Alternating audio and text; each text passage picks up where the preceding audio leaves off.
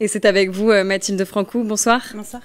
On commence avec cette information. Othman Nasrou a annoncé dans un communiqué soutenir le candidat de droite Philippe Bennassaya aux élections municipales de Bois d'Arcy. J'ai été élu par les militants LR pour en finir avec les querelles de chapelle. Il faut que chacun prenne ses responsabilités. La nôtre est de soutenir les candidats de la droite partout, dans tous les scrutins, dans un esprit de rassemblement. Ce sont les mots du président de la Fédération Les Républicains des Yvelines. Ce dimanche 21 avril, les électeurs de Bois d'Arcy sont appelés aux urnes pour élire le conseil municipal suite à la démission de Jean-Philippe Luce, l'ancien maire de la ville.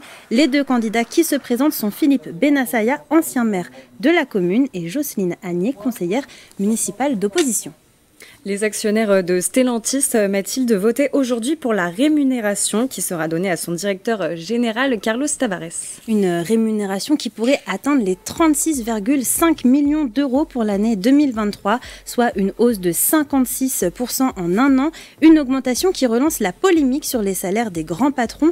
Dans les Yvelines, le groupe aux 15 marques automobiles possède un site à Poissy.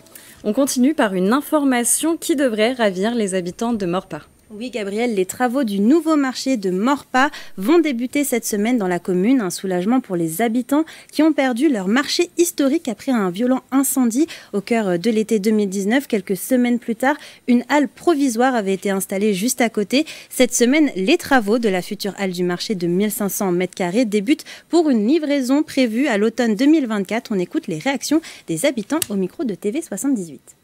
On attendait ça d'ailleurs depuis un moment là. C'est important d'avoir le marché, pouvoir avoir des producteurs pour les habitants. Ça fait vivre la ville. On a une population vieillissante ici, on a beaucoup de retraités et donc pour avoir la facilité de pouvoir accéder aux achats, voilà, sans forcément aller dans les gros centres commerciaux. Déjà pour les circuits courts et en plus, comme je vous dis, pour l'économie locale, c'est très bien.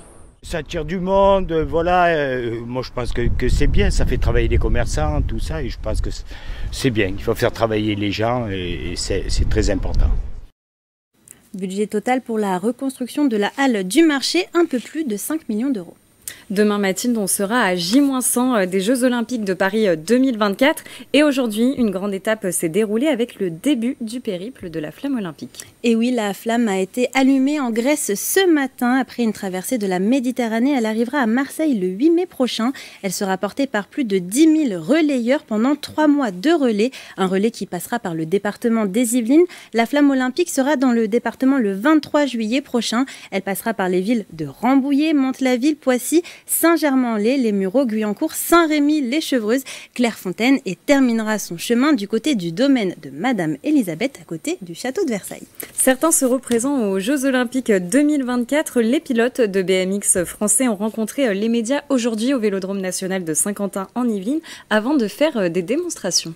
Oui, Gabriel, la présentation de la sélection équipe de France pour les championnats du monde s'est tenue cet après-midi. 7 pilotes ont été présentés. Ils participeront à la compétition à Rock Hills aux États-Unis du 12 au 18 mai.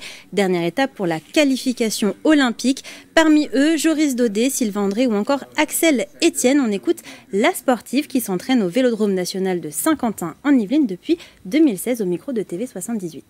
J'adore les championnats du monde parce que c'est vraiment la course, on va dire, de la fin de saison où on a vraiment envie de performer et de réussir. Et surtout que j'ai déjà roulé sur la piste de Rock Hill, je l'adore, elle est géniale.